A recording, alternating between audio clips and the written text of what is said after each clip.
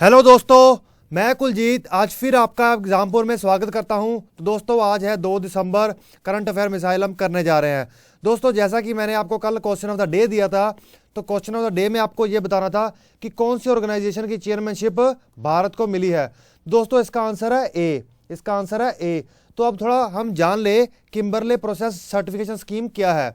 देखिए, एक मूवमेंट, एक रिबेल मूवमेंट, एक गतिविधि जो एक वायलेंस मूवमेंट थी, मतलब हथियारों द्वारा लड़ी जा रही थी।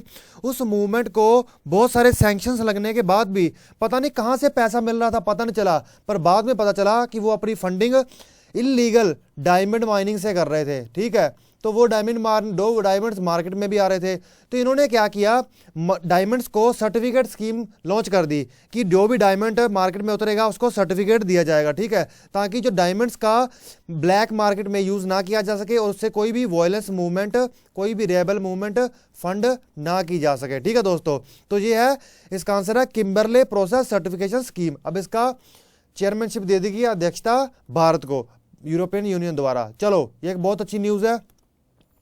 तो शुरू होता है हमारा पहला क्वेश्चन। तो पहला क्वेश्चन है, government of India launched a digital sky program. तो डिजिटल स्काई प्रोग्राम का पर्पस क्या है दोस्तों? सबसे पहले तो इसका पर्पस जान लेते हैं। Allow drones to fly legally, मतलब कोई ड्रोन्स उड़ते थे। ड्रोन्स क्या होते थे? ये देखो, ये ड्रोन्स होते हैं ना ऐसे।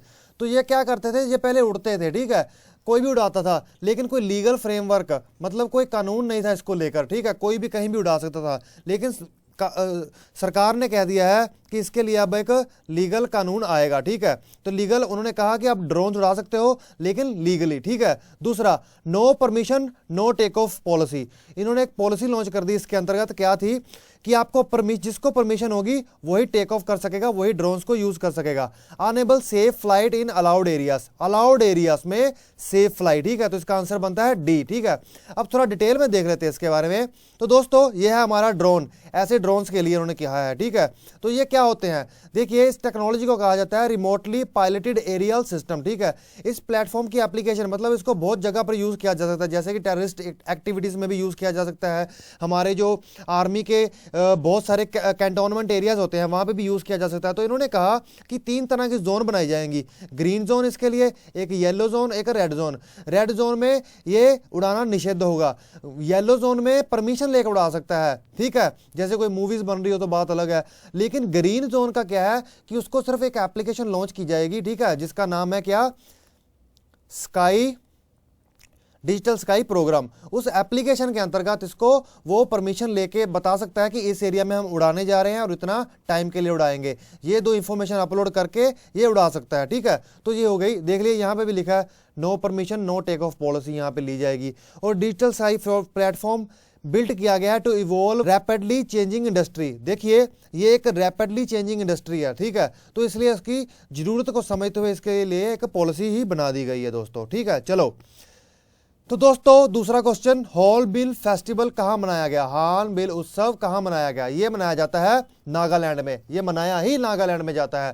थोड़ा देख लें कि हॉर्नबिल को, फेस्टिवल को हॉर्नबिल क्यों कहते हैं, उसकी शुरुआत कब हुई और इसे नागालैंड में मनाया जाता है, तो इसका पर्पस भी देख लेते हैं दोस्तों। तो hornbill, great hornbill, great Indian hornbill इस पक्षी का नाम है। इसके नाम पर इस फेस्टिवल को मनाया जाता है। ठीक है, ये नागालैंड में मनाया जाता है। इसे फेस्टिवल ऑफ फेस्टिवल्स का कहा जाता है। मतलब नागालैंड एक ऐसा स्टेट है जहाँ पे बहुत सारे फेस्टिवल्स मनाए जाते हैं। ठीक है, और इस फेस्टिवल की शुरुआत 2000 में की गई गवर्नमेंट द्वारा टू एनकरेज मतलब बढ़ावा देना इंटर ट्राइबल इंटरेक्शंस को। मतलब जैसे 2 ट्राइबल ग्रुप हैं या 3 हैं, वो सब ट्राइबल ग्रुप एक जगह पे आए और अलग अलग फेस्टिवल में एक्टिविटीज करके एक दूसरे से इंटरेक्ट करें, दोस्ती यारी बढ़ाएं। ये भी कहीं ना कहीं हमारे देश की इंटीग्रिटी, अखंडता को बढ़ाता है दोस्तों। ठीक है, तो अब ये हमने समझ लिया। Festival is named after Indian hornbill, जो आपको मैंने बता ही दिया है दोस्तों। ठीक है, एक लार्जेस्ट कलरफुल बर्ड है। तो हमने इनकी इंफॉर्मेशन काफी है। तो अब हम चलते हैं नेक्स्ट पर। तीसरा question, world AIDS day celebrated on, ये 1 दिसंबर को मनाया जाता है दोस्तों। कब मनाया जाता है? 1 दिसंबर को। और 1 दिसंबर को ये मनाया, मतलब दिसंबर खत्म हो गया, 1 तो मनाया जा चुका है। चलो, इसका देखिए, ये डे क्यों रखे जाते हैं? अवेयरनेस फैलाने के लिए, अवेयरनेस कैंपेन होती है एक तरह की। Awareness campaign. सोच लीजिए फॉर एग्जांपल एक बच्चा है 18 साल की उम्र का है, वो नया नया समझदार हुआ है, उसे इंटेलिजेंस ही आई, लेकिन उसके ये नहीं पता एड्स के बारे में, फॉर एग्जांपल उसको नहीं पता, ठीक है, HIV एड्स के बारे में।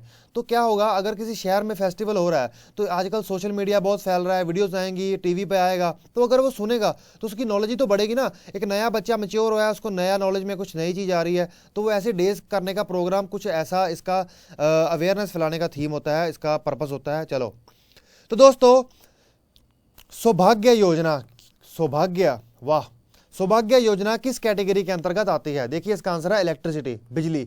देखिए अब इसके बारे में थोड़ा डिटेल में जान लेते हैं। तो प्रधानमंत्री सहज बिजली हर घर योजना, हर बिजली हर घर योजना है ये सौभाग्य, ठीक है, इसका नाम याद रख लीजिए सौभाग्य। इसका एम क्या है, इसका लक्ष्य क्या है? इसका एम है complete the electrification process, electrification हर घर में बिजली पहुंचाने का जो प्रोसेस है उसको दिसंबर 2018 तक कंप्लीट हो जाना चाहिए। और जैसे कि आज 2 दिसंबर है, तो 18 आने में 31 दिसंबर कंप्लीट होने में कुछ ज़्यादा देर नहीं रह गए हैं। तो 15 देशों में ये प्रोसेस कंप्लीट हो चुका है दोस्तों, तो उनके नाम यहाँ पे मेंशन है। चलो अब हम चलते हैं अपने नेक्स्ट क्वेश्चन पर। तो दोस्तों हमारा 5th क्वेश्चन है, India UAE joint commission meeting कहाँ पे हुई है? भारत UAE संयुक्त आयोग कहाँ बैठा? उसकी अध्यक्षता इंडिया की तरफ से रिप्रेजेंटेटिव बनके वहां पे कौन गया? तो वो गई हैं सुषमा स्वराज जी। सुषमा स्वराज जी कौन है? हमारी एक्सटर्नल अफेयर मिनिस्टर हैं, जो हमारे अंतर्राष्ट्रीय संबंध के जो मंत्रालय है वो इनके हाथ में है, ठीक है, काफी इंटेलिजेंट है ये। तो दोस्तों ये मीटिंग, ऑब्जेक्टिव इस मीटिंग का, this meeting is economic and technical cooperation meeting, ठीक है दोस्तों। तो अब हम चलते हैं अपने नेक्स्ट क्वेश्चन पर। Who is the author of the big reverse? The big reverse book का ही है, ऑथर है तो कुछ ना कुछ तो खास होगा ही। देखिए इसका ऑथर है मीरा जी, ठीक है, इसका आंसर है मीरा H सान्याल। तो इसका बुक में ऐसा क्या खास है जो इसके बारे में पूछा गया? देखिए ये डीमोनेटाइजेशन के ऊपर है। डीमोनेटाइजेशन कब किया गया था? 2016 को 8 नवंबर को किया गया था। मेरे को दोस्तों आज भी वो दिन याद है, डीमोनेटाइजेशन हो गया, ठीक है, 3-4 दिन ही पड़े होंगे और मेरे कुछ दोस्त अपने घर से आए, हम सबके पास दूसरे नोट थे पुराने वाले, डीमोनेटाइज्ड हो चुके थे जो, ठीक है, जो हमें बदलाने थे। तो हम अपने मेट्रो स्टेशन से चलकर दूसरे मेट्रो स्टेशन में गए। हमें आज भी याद है जहाँ पे थे वहाँ से हमारा मेट्रो स्टेशन कम से कम 5 किलोमीटर दूर था, वहाँ पे हम चल के गए। उसके बाद मेट्रो स्टेशन से हमने क्या किया, मेरे पास एक कार्ड था मेट्रो कार्ड, उसको वापस दिया और उसमें से 30 रुपये मिले, और किसी के पास 5 रुपये थे, किसी के पास 10 रुपये थे, ऐसे ऐसे पैसे जोड़ के हमने मेट्रो से कनॉट प्लेस पहुंचे, वहां जाके पैसे नए विड्रॉ किए। चलो कोई बात नहीं, अच्छा अनुभव था। कहीं ना कहीं काला पैसा या फिर आतंकवादी गतिविधियां यहाँ से कम ही हुई हैं इससे स्टेप से। चलो पॉलिटिकल एम्बिशन तो चलो इसमें होते ही हैं। चलो दोस्तों, अंडर हुज रिकमेंडेशन, किसके सुझाव के अंतर्गत नेशनल क्लाइमेटी कंटिजेंसी फंड, मतलब राष्ट्रीय आपदा आकस्मिक निधि, राष्ट्रीय आपदा प्रतिक्रिया निधि में विलय कर दी गई, ठीक है, मर्ज कर दी गई, किसमें? नेशनल डिजास्टर रिस्पांस फंड में। देखिए ये फाइनेंस कमीशन 13 के कहने पर हुआ, फाइनेंस कमीशन 13 के कहने पर, ठीक है। आजकल देखिए ये इसके न्यूज में था, क्यों?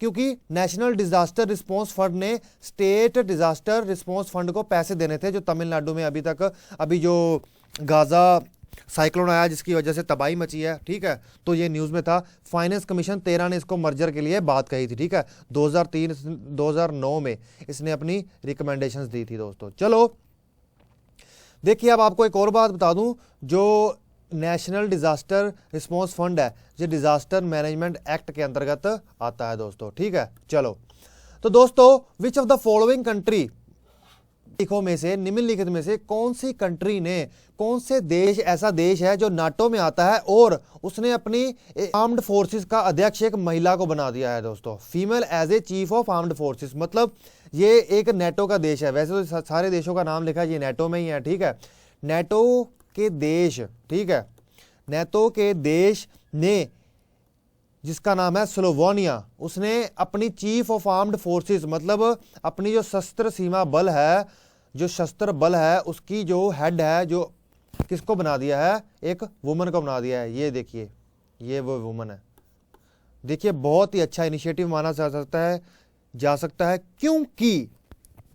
क्योंकि महिला को आज तक कहीं सुना है आपने कि हमारे भारत में कोई ऐसी महिला हमारे देश की भारतीय सेना की प्रमुख बनी हो, नहीं बनी ना, ऐसा नहीं सुना ना। ये एक बहुत अच्छा इनिशिएटिव है, इससे कहीं ना कहीं दूसरे देशों को एनकरेजमेंट मिलेगा और वुमेन्स में भी कॉन्फिडेंस आएगा। देखिए इक्वालिटी, हम इक्वालिटी भी बात करते हैं, समानता की बात करते हैं, किसमें, पॉलिटी में, राजनीति में, यही तो इक्वालिटी है। ठीक है, इसने अपनी मेहनत की।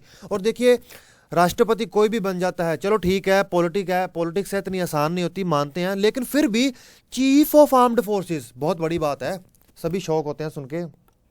चलो 9th क्वेश्चन है hog deer, which of the following is true about hog deer, मतलब IUCN की कैटेगरी में कहां पे आता है हॉग डियर, ये आता है एंडेंजर्ड स्पीसीज के अंतर्गत दोस्तों। ठीक है, और वाइल्ड लाइफ प्रोटेक्शन एक्ट है जो भारत का, ठीक है, 1972 अधिनियम है, उसके अंतर्गत ये शेड्यूल 1 में आता है दोस्तों। ठीक है, मतलब प्रायोरिटी इसको दोनों जगह पर ही है। तो हॉग डियर, ये देखिए ये हॉग डियर है, ठीक है, ये देखिए शेड्यूल 1 में आता है। और ये कहाँ पाया जाता है, इंडो गैगेटिक प्लेन्स में पाया जाता है। ये पाकिस्तान से शुरू होता है, इंडिया के इंडो गैगेटिक प्लेन्स से लेकर साउथ ईस्ट एशिया तक जाता है, चाइना में भी ये पाया जाता है दोस्तों। ठीक है, चलो अब हम आगे चलते हैं, बाकी इन्फॉर्मेशन यहीं पर अलाउड मिल चुकी है आपको, आप पढ़ सकते हैं। तो कियोलाडो नेशनल पार्क कहां पर है, देखिए ये बहुत इंपॉर्टेंट नेशनल पार्क है, ये है राजस्थान में। कियोलाडो नेशनल पार्क कहां पर है, राजस्थान में है दोस्तों। चलो आज हमारे 10 क्वेश्चन हो गए हैं, जैसा कि हमने सोचा था।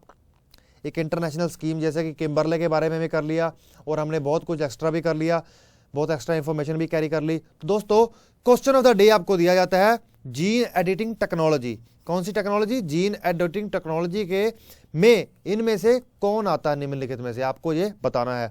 और जीन एडिटिंग टेक्नोलॉजी क्या है ये भी आपको अगर बता सके तो बहुत अच्छी बात है। तो दोस्तों फिर से मैं आपका एग्जामपुर में आने के लिए थैंक्स करता हूं, और लाइक शेयर सब्सक्राइब करना मत भूलिएगा। Okay friends, bye.